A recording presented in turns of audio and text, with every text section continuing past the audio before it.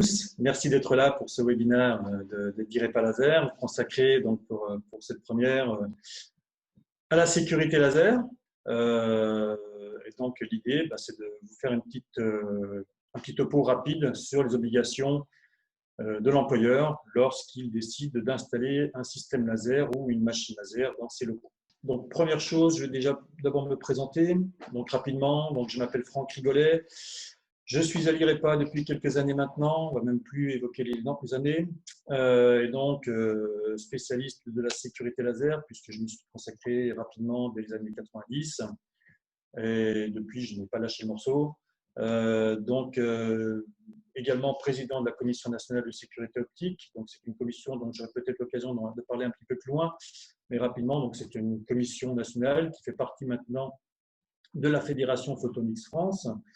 Et Photonics France étant la fédération qui regroupe les entreprises, les principales entreprises françaises du domaine de la photonique. Photonique, d'un point de vue général, c'est l'optique. Donc, on va retrouver tous les gros du domaine. Et donc, cette commission vise à regrouper des experts dans le domaine de façon à réguler, apporter des conseils à la fois aux entreprises, mais en même temps aux différentes instances dirigeantes comme les ministères.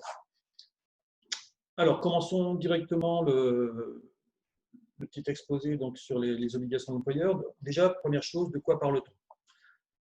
On parle d'une directive européenne qui est déjà parue maintenant il y a quelques années, puisque c'était en 2006, et qui fixe des obligations aux employeurs sur l'utilisation des rayonnements optiques artificiels. On ne parle pas spécifiquement de laser, mais bien de rayonnements optiques artificiels, ce qui englobe tous les rayonnements, inclus dans l'ultraviolet, le visible et l'infrarouge, qu'ils soient laser ou pas.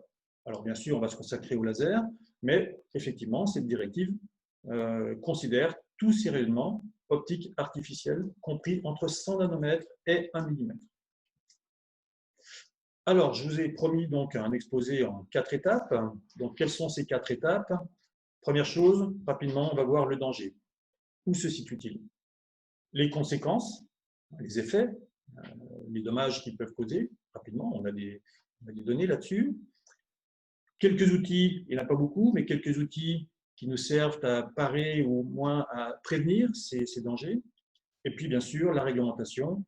Alors, je précise qu'on a parmi nous quelques amis suisses, donc j'ai prévu également de faire un tour d'horizon de la réglementation en Suisse pour bien préciser les choses, d'autant plus qu'elle bouge beaucoup en Suisse. De quel danger parle-t-on? C'est vrai que lorsqu'on parle laser, on va parler aussi bien de petits pointeurs laser tels que j'ai dans la main ou tels que vous l'avez ici sur le dessin, qui sont des pointeurs laser qui paraissent inoffensifs. Donc là, effectivement, on se dit qu'il n'y a pas de danger. Et puis de gros lasers, multi-kilowatts, qui vont percer ou découper des tôles de plusieurs millimètres d'épaisseur. Bon. La réglementation ne fait pas la différence. On parle de rayonnement optique artificiel. Pour la réglementation, il s'agit d'un seul et même faisceau. Après, on verra qu'il peut y avoir des ajustements, mais on considère avant tout qu'un laser reste dangereux. Alors, dangereux, pourquoi? Voilà, on a tous fait ça, gamin ou même pas, adulte aussi. On peut mettre le feu avec une loupe et quelques morceaux de papier et un fétu de paille, simplement en concentrant les rayonnements du soleil avec cette loupe. Ici, qu'est-ce qu'on a fait? On a concentré l'énergie envoyée par le soleil sur une surface réduite qui a concentré cette énergie. Eh bien, ce qu'on a reproduit ici, c'est le mécanisme de l'œil. L'œil fonctionne exactement de la même manière. On a une loupe qui est notre cristallin, qui va donc concentrer les rayonnements du soleil ou du laser sur la rétine. Et donc, vous imaginez ce qui peut se produire au niveau de la rétine. On va tout de suite avoir des effets assez dramatiques. Alors, le laser est-il si dangereux? Oui, justement, il suffit de le comparer au soleil pour comprendre ce qui peut se passer. Donc, si je prends un petit laser d'un 632 nanomètres, c'est le petit faisceau rouge qu'on a classiquement, c'est celui que j'ai sur mon pointeur ici, classe 2, donc ce qui signifie inférieur à 1 milliwatt, eh bien, ce petit laser-là, petit entre guillemets, si je me l'envoie dans l'œil, la concentration sur la rétine sera 100 fois plus importante que celle que le soleil pourrait produire sur cette même rétine. Donc on voit ici qu'effectivement, ce rayonnement, même si il produit une faible puissance, 1 milliwatt ici, est dangereux malgré tout pour la rétine et donc peut détruire l'œil assez rapidement. Alors malheureusement, ces petits lasers, on en trouve, vous voyez, j'en ai eu plein, toute une cargaison autour de moi, là, on en trouve partout, on en trouve assez facilement, et donc on peut également les acheter. Je ne dis pas que c'est autorisé, on verra après, mais on en trouve assez facilement sur Internet et même parfois chez les commerçants. Et donc, ils sont parfois mal utilisés, alors, souvent par méconnaissance, comme ici. Donc, on a eu le cas à Strasbourg, mais pas qu'à Strasbourg. En fait, dans toutes les grandes villes, on a eu ce problème, notamment à Bordeaux il y a quelques années, en 2014, où il y a eu une série d'agressions sur les chauffeurs de tram. Pourquoi les trams, je ne sais pas, est-ce que ça attire? Toujours est-il qu'effectivement, comme le cas à Strasbourg, on a donc un chauffeur de tram qui a perdu un œil suite à une agression volontaire d'une personne. Bon, malheureusement, ce pilote n'a pas pu reprendre son métier, il a perdu quasiment un œil. Vous connaissez bien d'autres agressions qu'on revoit assez fréquemment dans les stades, dans la rue même maintenant, de plus en plus de manifestants s'équipent. On verra que les gendarmes également s'équipent aussi. Et puis, il y a un fléau qui a préoccupé énormément les instances à un moment donné, c'est qui préoccupe toujours d'ailleurs, c'est le tir sur les avions. Ici, vous avez des photos assez préoccupantes. On voit très bien ce que voit le pilote d'avion lorsqu'il est bombardé par ce laser. Pour un ordre d'idée, en France, on a recensé en 2010, 2012, jusqu'à 2012, jusqu'à 2014, à peu près 1500 agressions laser sur des aéronefs, hélicoptères, avions, tout ce que vous voulez, 1500 par an. Par an. Alors, ça baisse depuis, puisque les autorités ont pris le problème à bras-le-corps et commencent effectivement à sanctionner les personnes qui tirent sur les avions, déjà à les rechercher, c'est déjà une nouveauté, et également donc à les rechercher et à les inculper. Donc effectivement, on est plutôt actuellement aux alentours de 400 agressions par an, ce qui reste encore beaucoup. 400 agressions sur des aéronefs, ça reste beaucoup, avec des incidences qui peuvent être dramatiques dans certains cas. Malheureusement, ces jouets, puisque ce sont des jouets, ces jouets sont assez facilement accessibles. Il suffit d'aller se promener sur Internet et vous trouvez des engins de ce type-là. C'est assez dramatique de trouver ces choses-là, mais vous voyez, il ne suffit pas de chercher très très longtemps sur le web et vous trouverez des lasers de quelques dizaines de watts pour un prix dérisoire, quelques centaines d'euros, et parfois même moins lorsqu'ils font des promotions. Là, vous voyez, 50 watts, un faisceau bleu. Là, bien sûr, on est largement en classe 4, donc c'est l'équivalent d'un laser qui va déjà commencer à découper du papier, du carton, du bois. Donc, vous imaginez ce que ça peut faire comme dégâts lorsqu'on l'envoie dans un œil. Donc, effectivement, ceci, ce sont vraiment des armes. On est vraiment sur des armes, véritablement. C'est aussi dangereux qu'un pistolet, dans de mauvaises mains. D'ailleurs, on utilise, l'armée est en train de tester et commence à utiliser ces armes laser dans le but de d'éblouir, non pas d'aveugler, puisque justement la réglementation l'interdit, mais là d'éblouir momentanément, de créer une post-image, d'éblouir pendant quelques minutes et donc d'immobiliser la personne qui est en face. Et puis bien sûr, dans notre monde aussi, dans notre monde du travail, là aussi, il y a des utilisations du laser, que ce soit dans le médical, puisque tout le monde est représenté ici, le médical, l'industrie, le décapage, on trouve dans tout type de machines qui ne sont pas forcément toujours bien réglementaires et qui exposent potentiellement les travailleurs à des dangers importants. Ou les patients, comme ici. Alors, deuxième point, quelles en sont les conséquences? Quelles peuvent être les conséquences? Alors, dessus, on n'a pas beaucoup de données, mais on a quand même quelques données. Vous voyez qu'elles datent de 2007, on n'en a pas de plus récentes. Alors, c'est vrai que ce n'est pas récent, mais malgré tout, c'est quand même très intéressant de voir ce que ça dit. Donc, en 2007, on avait pris 366 accidents laser qui ont été analysés pour essayer de comprendre déjà quels étaient les effets et en plus quelles étaient les causes de ces accidents pour y remédier. Et ce qu'on a remarqué sur les 366 accidents, comme vous pouvez le voir, c'est qu'on a 308 qui concernaient directement l'atteinte de l'œil et seulement 28 la peau. Peut-être que tous les accidents liés à la peau n'ont pas été déclarés. Donc, toujours est-il qu'en fait, on a quand même une proportion très importante d'atteinte de la peau avec non seulement l'atteinte de l'œil, mais avec une atteinte qui est parfois relativement importante, puisqu'on a 125 réductions d'acuité visuelle, donc une perte partielle de la vision, 36 hémorragies, ça c'est un cas dramatique, puisque en fait c'est un percement du fond de l'œil, donc ça peut commencer à devenir assez dramatique, et puis des scotomes centraux. Alors qu'est-ce que c'est que le scotome centraux? C'est la perte centrale de la vision, donc un point noir qui va apparaître au centre de la vision. tel qu'on peut le voir justement sur la photo qui est ici en bas à droite. Vous avez une belle tache noire en fond d'œil. Bon, bien sûr, cette zone-là est perdue. Alors, elle peut se réduire dans le temps, on constate notamment que ça se réduit, mais c'est une zone qui sera perdue malgré tout. Donc, c'est une zone qu'on ne retrouvera pas. Alors, on retrouve tout type d'accidents dans tous les domaines. Hein. Donc, alors, les enfants, pourquoi j'ai pris un enfant ici en exemple? Parce qu'il faut savoir que les enfants sont beaucoup plus fragiles et beaucoup plus sensibles qu'un adulte parce qu'ils ont des cristallins qui sont très transparents, beaucoup plus transparents. Et donc, même un laser qui paraît inoffensif, type classe 2, hein, qu'on peut utiliser couramment, comme un pointeur, eh bien, chez un enfant, il peut devenir une arme également, puisque son cristallin va laisser passer quasiment la totalité sans filtrer le rayonnement laser et donc se focaliser sur la réalité. On a pas mal d'accidents, régulièrement des accidents d'enfants jusqu'à 12-15 ans qui jouent avec des lasers en tirant sur des miroirs, qui vont prendre des réflexions, et la réflexion peut suffire largement à détruire. Puis bon, vous voyez ici des exemples hein, d'atteintes en dermatologie, et puis également dans l'industrie, on en a encore quelques-uns, même si avec les machines très confinées, maintenant on a de moins en moins. Mais on en a encore. Alors, quels sont les outils? Les outils, on n'en a pas beaucoup en fait, les outils. Les outils, ils sont essentiellement normatifs ou réglementaires, donc c'est toute la liste de réglementations, de directives, de décrets, de lois, tout ce que vous voulez, qui nous régit. C'est là où, justement où est la complexité de la chose, c'est qu'on est essentiellement basé sur des textes, il faut comprendre ces textes, ce qu'ils veulent dire. Et puis à côté de ça, on a essayé de mettre en place un barème de danger, hein, comme vous voyez ici, donc ce qu'on appelle les classifications. Je faisais une formation hier dans une entreprise, et en fait les gens utilisaient des lasers depuis longtemps sans même se soucier de ce numéro de classe qui était dessus, ils ne savaient même pas ce que ça signifiait. Donc on voit que sans information et sans formation, la classification n'apporte pas grand-chose. Donc il faut effectivement qu'on sache de quoi on parle.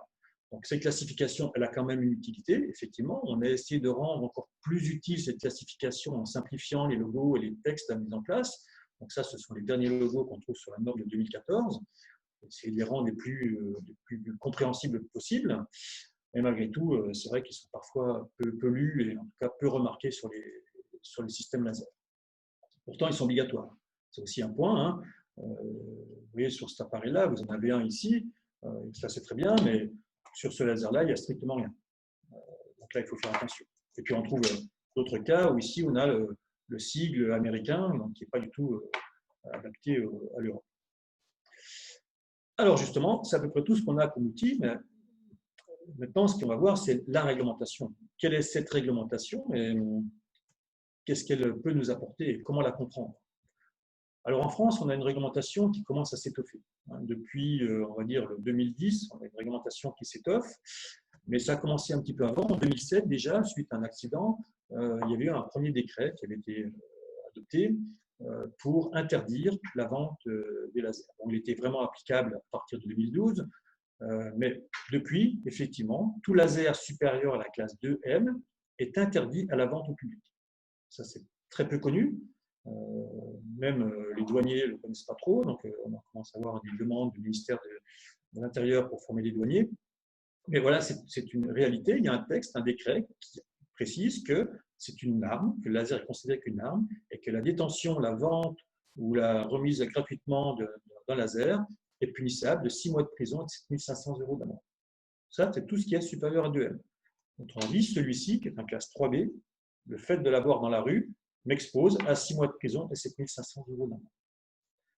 Et pour nous les pros, pour nous les pros, donc les professionnels du laser, qui utilisons des lasers tous les jours dans notre travail quotidien, eh bien, il y a également des textes qui sont apparus. Comme je disais, la directive européenne 2006-25-CE, donc son texte, le titre, c'est relative aux prescriptions minimales de sécurité de santé relatives à l'exposition des travailleurs aux risques dus au rayonnement optique artificiel.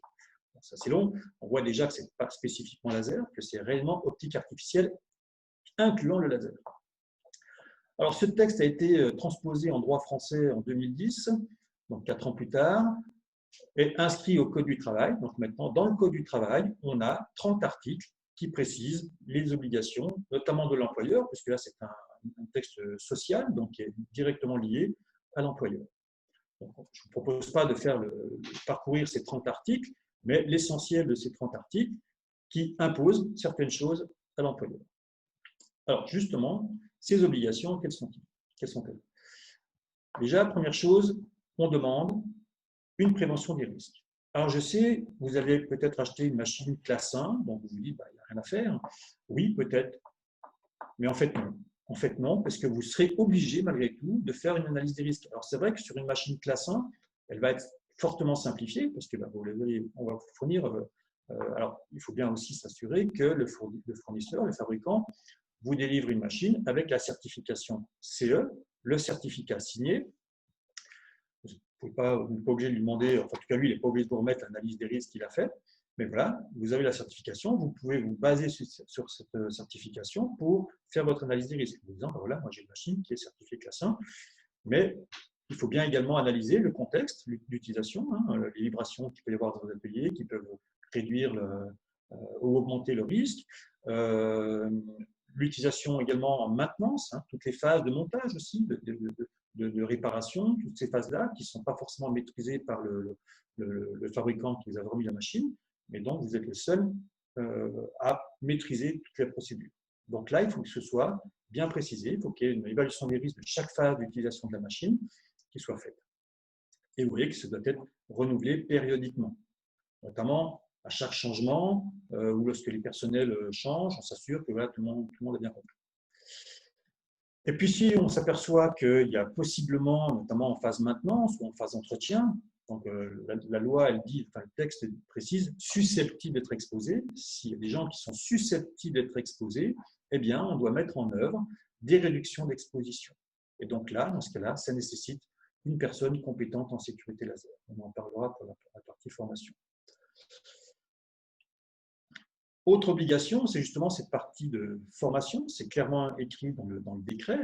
Donc, le décret précise que l'employeur doit sensibiliser les personnes qui sont autour de la machine laser, donc qui sont susceptiblement et possiblement exposables, qu'il doit former ces personnels qui sont clairement identifiés. On verra que cette notion de clairement identifié est importante aussi. Donc, les personnels, notamment de maintenance, où là, on va formés, donc c'est ce que demande la Commission nationale de sécurité optique, on vous a déjà parlé, donc la CNSO, qui fixe, elle, 3 niveaux de formation. Ce niveau d'information, qui est assez basique, qui est généralement également fait en interne et qui peut être fait en interne.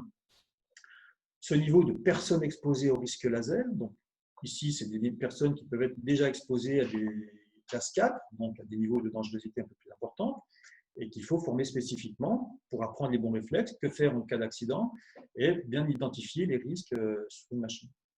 Et puis, donc, on a un niveau au-dessus, donc, qui est la personne compétente en sécurité laser, qui, elle, va mettre en place l'analyse des risques, mais également les procédures qui vont être applicables dans l'entreprise.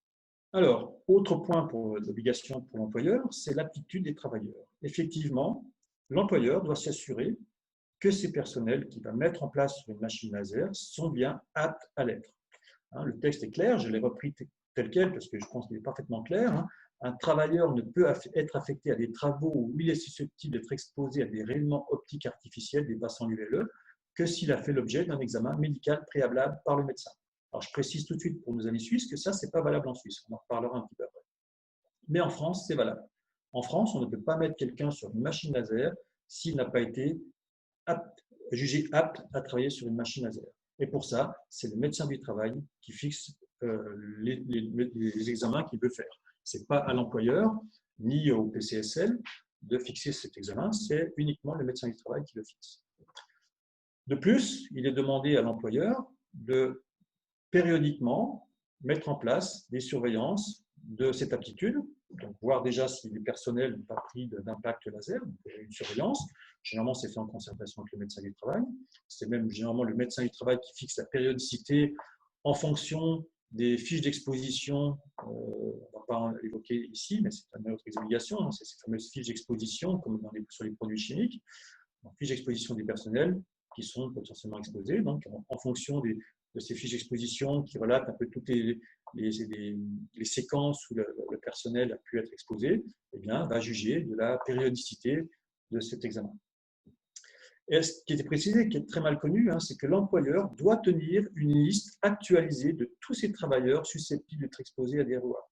Et c'est justement cette liste qui doit être transmise au médecin du travail, en même temps que les types de laser qu'il utilise, de façon à ce que le médecin du travail puisse juger de l'examen à mettre en place.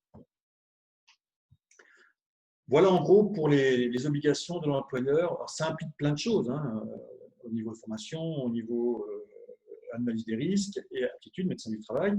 Donc ça implique plein de choses. D'autres points, hein, les fiches de poste et autres. Donc là, ici, ce n'est pas le but.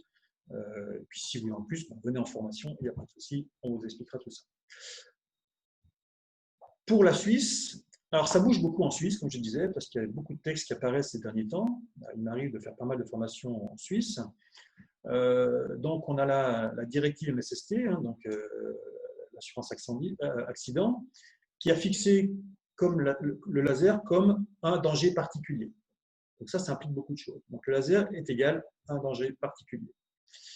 Et donc, ça veut dire que les employeurs doivent mettre en place des mesures qu'on verra juste après.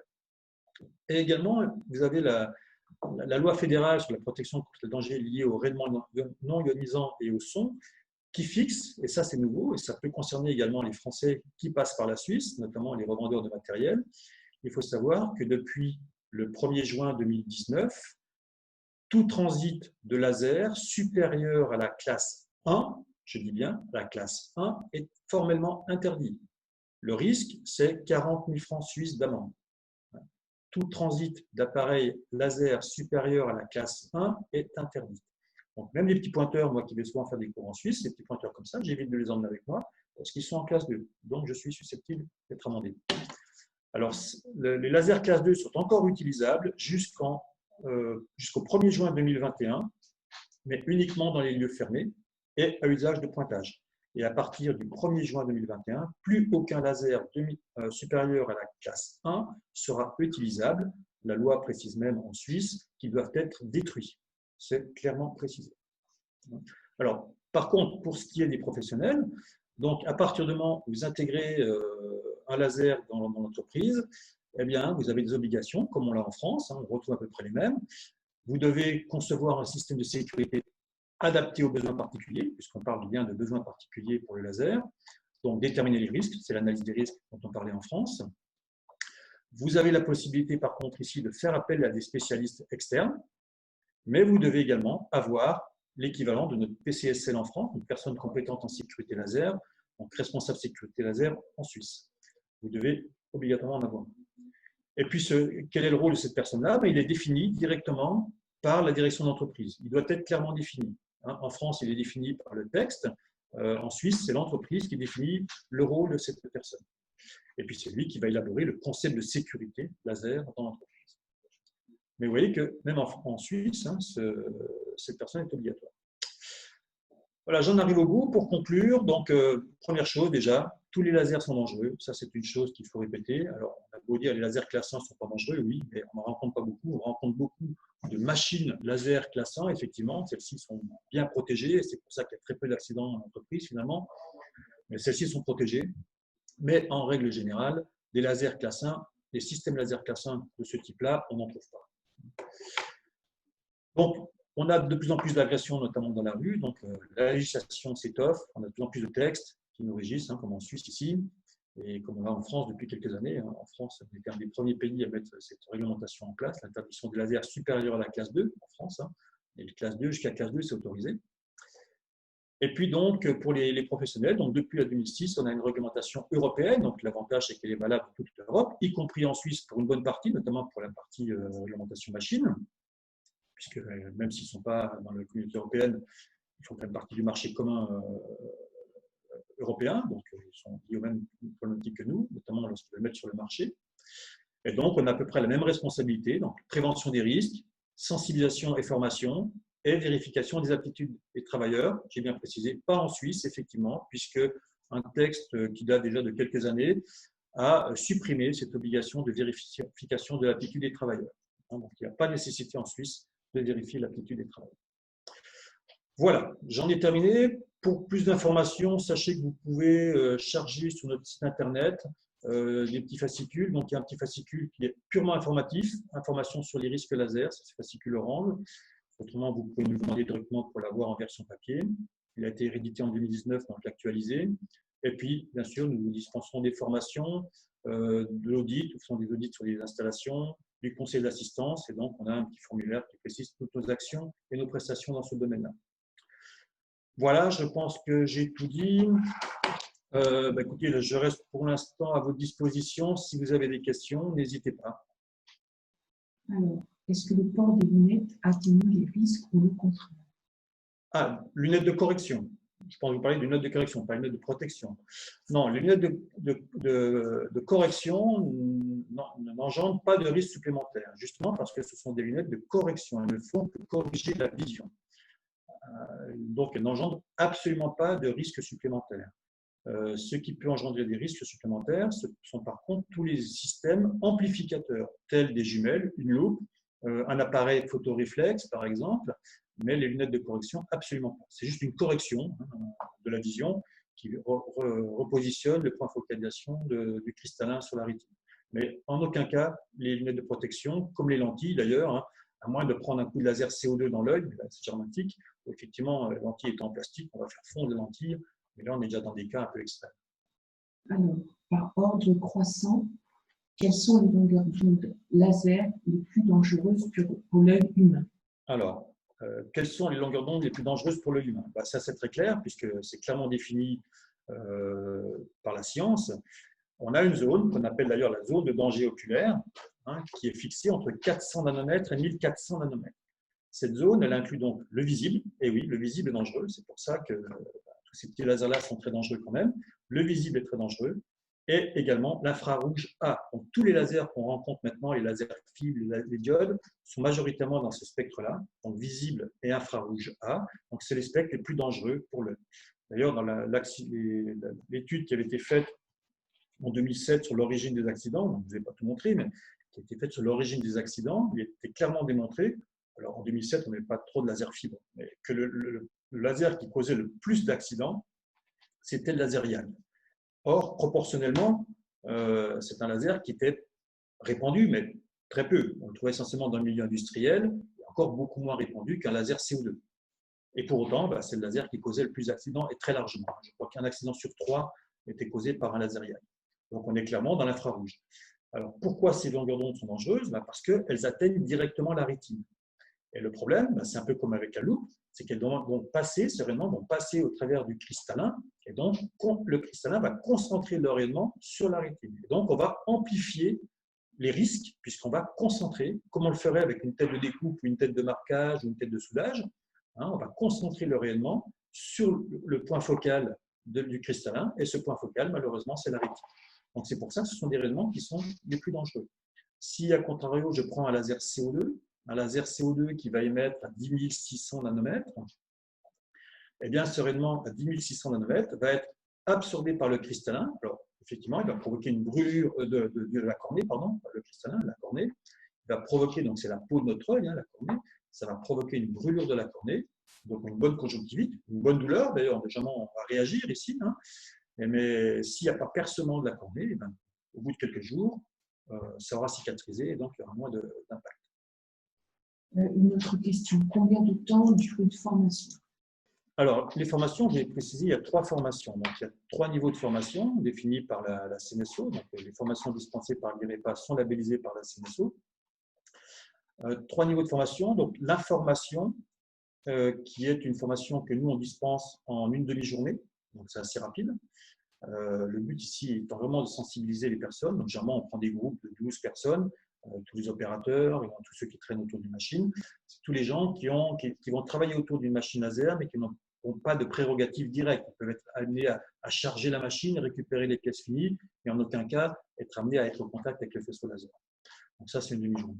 Ensuite, on va avoir les catégories des régleurs, des personnels de maintenance, qui, eux, sont susceptibles, comme le dit la réglementation, d'être exposés à des rayonnements un peu plus élevés, puisqu'ils peuvent aller jusqu'à la classe 4. Donc là, c'est une formation qui dure théoriquement un jour et demi. Un jour et demi, c'est ça, donc 10h30, possiblement ramené un peu plus bas à 7 heures si c'est vraiment sur un laser bien spécifique.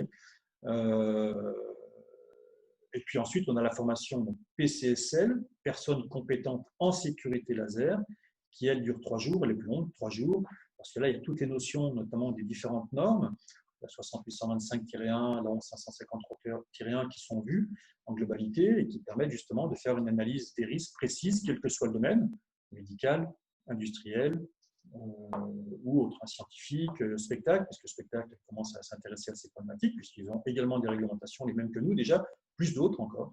Donc, tous sont forcément intéressés. Si l'on doit travailler capot ouvert, quelles sont les règles ou les outils de protection à mettre en place? Oula, alors là, on rentre sur beaucoup de choses. Alors là, effectivement, c'est très difficile de répondre comme ça, parce que tout dépend de l'environnement. Et c'est justement le but d'une analyse des risques, c'est de fixer les règles à mettre en place. Donc, ça va dépendre si vous avez une fenêtre, ça va dépendre de l'environnement. Si vous avez une pièce seule, ce n'est pas les mêmes réglementations si vous êtes dans un atelier ouvert. Donc, c'est très difficile de répondre. Mais effectivement, le but, il y a une phrase qui clairement et qui commence la directive européenne, c'est qu'en fait, l'employeur doit s'assurer que ses salariés ne sont jamais exposés à un rayonnement supérieur aux valeurs limites d'exposition. Donc, il y a des seuils fixés par les réglementations, par les normes et par les textes réglementaires. Et donc, l'employeur doit s'assurer que jamais une de ces personnes, de ces personnels, soit exposée à un rayonnement supérieur à la VLE. Donc, il doit tout mettre en place pour que ce ne soit pas le cas. Et donc, pour ça, tout est bon. On peut mettre des panneaux en plus, on peut mettre des protections d'écran, on peut, pourquoi pas, évacuer un atelier, faire en sorte que les personnes ne soient pas possiblement exposées. Mais c'est très difficile de répondre à une question comme ça. C'est trop généralisé. Déjà, si on parle de médical ou de l'industriel, si on parle de spectacle, comme je l'ai dit juste avant, ou de scientifique, c'est très, très variable. Et là, encore une fois, c'est l'analyse des risques qui est bien. Quels sont les prérequis pour une formation PCSL? Alors, une connaissance. Alors, on a plusieurs origines, en fait, des gens qui participent à ces formations PCSL. On a soit des gens qui viennent de HSE, donc qui sont déjà férus de l'hygiène, de santé et de sécurité. Donc, c'est vrai que c'est une grosse partie. Et puis, on a également l'autre partie qui est plus dans l'opérationnel, des gens qui vont venir de la maintenance, des chefs d'équipe ou des responsables de maintenance. Qui vont venir. Il n'y a pas vraiment de prérequis. Alors, c'est vrai on le voit très bien, il y a des calculs, il ne faut pas le cacher. On passe quasiment une journée à faire des calculs de valeur limite d'exposition, de distance nominale de danger oculaire, de limite d'émission accessible. Donc, il y a quasiment une journée de calcul. C'est vrai que ce n'est pas très intéressant, pas très intéressant pour autre chose. Voilà, il faut savoir faire ces calculs.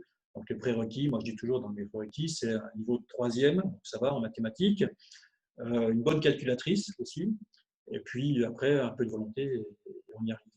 Voilà. Mais voilà, les profils des personnes qui participent à ces formations PCSL sont assez variés. C'est assez varié. On a aussi bien des opérationnels, ou même des gens, tiens, toi tu connais bien le laser, tu vas faire la formation sécurité, comme des véritables HSE. Hier, justement, c'était pour une société, ils étaient 3. Donc j'avais la responsable HSE, j'avais le responsable maintenance et j'avais le responsable technique. Donc, voilà, j'avais à peu près le panel représenté. Voilà. Et comment la CNSO peut m'aider? Comment la CNSO peut vous aider? Alors, la CNSO, Commission nationale de sécurité optique. Alors, la CNSO, elle est là justement pour aider à la fois les entreprises. N'importe qui peut questionner la CNSO. On a eu des questions justement de grandes entreprises comme France Télécom ou Free, puisqu'ils ont des gens qui câblent du laser toute la journée. Et donc, basiquement, ils ont posé des questions très précises. On peut questionner, on peut aller sur le site de la CNSO, donc cnso.com, ou sur Photonics France. Et donc, on peut aller directement poser une question sur Internet. Et donc, on a des commissions très complexes. On a des commissions techniques qui vont se réunir sur une question bien précise si elle est très complexe. Si elle n'est pas complexe, les questions qui sont posées à la CNSO sont envoyées directement aux experts de la CNSO en fonction de leurs préférences. Et généralement, vous avez une réponse. Moi, je réponds régulièrement à ces questions-là. On est 4 ou 5 à pouvoir répondre à ces questions-là. Alors, je lis quelle affiche mettre sur une machine de classe 5 qui contient une source laser de classe 4? C'est une bonne question, effectivement. Alors, la réglementation, la réglementation, c'est une norme 68125-1, ne vous oblige pas à mettre un étiquetage sur une machine classe 1. Il est précisé que ce n'est pas obligatoire. Alors, malgré tout, moi, sur une machine classe 1 qui donne l'accès directement, après ouverture d'un seul capot, à un laser de classe 4, il faut quand même le préciser qu'effectivement, notamment sur la partie qui s'ouvre, que si on ouvre ce capot, on peut avoir accès à un laser supérieur, ça peut être 3B, ça peut être 4, mais au moins sur ce panneau-là, il faut mettre ce panneau. Hein, parce que il vaut mieux prévenir que guérir. Donc voilà, on a prévenu, en ouvrant, on peut avoir accès à un laser de classe supérieure, et surtout très dangereux. Donc effectivement, la réglementation dit que sur une machine classe 1 à l'extérieur, on peut ne rien mettre. Elle donne également ce panneau rectangle que je n'ai pas repris, hein, ce nouveau panneau rectangulaire et pas jaune et pas triangulaire, puisque classe 1 veut dire sans danger. Donc c'est un rectangulaire, je ne l'ai pas là, je ne peux pas vous le montrer, rectangulaire blanc avec le sigle laser dedans et avec le sigle 1. Donc celui-ci, c'est très bien. Mais surtout, sur le panneau ouvrant, sur le panneau d'accès, il est quand même intéressant de préciser quel est le laser qu'on va rencontrer derrière. Allez, encore une dernière de Grégoire. Quelle norme prévaut entre en EN 207 Ah, très bonne question. Et EN 6825-4 lorsque l'on veut s'équiper de PI. Bon, la norme protection oculaire type EPI, c'est quand même la norme EN 207. La 6825-4, elle est plus destinée aux équipements installés sur des machines, aux équipements collectifs. Donc, les lunettes sont plus spécifiquement, c'est plus spécifiquement la EN 207. Donc, il ne faut pas se fier, c'est la EN 207 qui prime, c'est certain. Sachant en plus que ça, c'est pas forcément une bonne nouvelle. La EN 207 risque d'être complètement modifiée cette année ou l'année prochaine avec une toute nouvelle réglementation qui va pas mal bouleverser le fonctionnement des lunettes. Pour l'instant, un exemple, une paire de lunettes n'a pas de durée de vie actuellement. On peut la garder 20 ans si on veut. Il risque d'avoir des contrôles obligatoires, ce qui va être très bien pour les revendeurs et moins bien pour les utilisateurs. Est-ce que le développement de la technologie laser ne va pas plus vite que les moyens de protection? Alors, les lasers bleus, ce que vous mettez entre parenthèses laser bleu, ce n'est pas forcément un problème. Laser bleu, alors on sait qu'il y a un problème avec la lumière bleue, quelle qu'elle soit, hein, les LED, qui nous entourent de plus en plus. On sait, il y a une étude de l'ANSES là-dessus qui est très bien faite, vous la trouvez sur Internet. Ce n'est pas tellement les lasers bleus qui nous posent problème actuellement, c'est plutôt les lasers à impulsion ultra courte qui ont des effets non linéaires sur les matériaux sur lesquels on tire, mais également non linéaires sur les protecteurs. Et là, on a quelques questions qui sont soulevées sur la protection de ces panneaux. Je parle des panneaux transparents, les fenêtres qu'on pourrait mettre sur les machines, voire même les deux EPI. À certains régimes, c'est vrai qu'on peut avoir quelques questions, et c'est vrai que là, on n'a peut-être pas forcément les réponses pour tout. Là, je m'avance un peu parce que c'est en étude. On commence à voir quelques études qui sortent. On s'aperçoit qu'effectivement, il y a sans doute un problème à certains régimes de fonctionnement des lasers ultra courts. Voilà. Merci à tous. Je vous souhaite une bonne journée. Alors, avant de terminer, je voulais vous préciser donc notre prochain webinaire devrait avoir lieu d'ici quelques semaines et qu'il aura comme sujet donc le soudage laser. Voilà. Je vous remercie tous d'avoir suivi cette conférence et puis écoutez, peut-être à bientôt. Merci. Bonne journée.